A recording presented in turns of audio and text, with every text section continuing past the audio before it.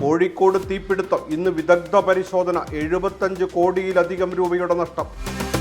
കൊല്ലത്ത് വീണ്ടും മഞ്ഞപ്പിത്തം ബാധിച്ച് മരണം, ചികിത്സയിലിരുന്ന 15കാരി മരിച്ചു.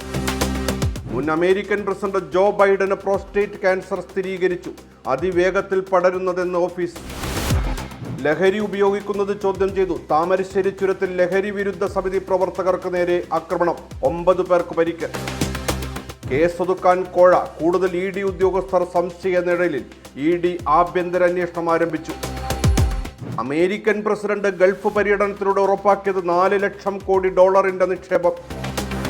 ഉത്തരേന്ത്യയിൽ ആരെങ്കിലും ക്രൈസ്തവ മതം സ്വീകരിച്ചാൽ മതാധ്യക്ഷന്മാരെ തുറങ്കിലടക്കുന്നുവെന്ന് ബിഷപ്പ് ജോസഫ് പാംപ്ലാനി.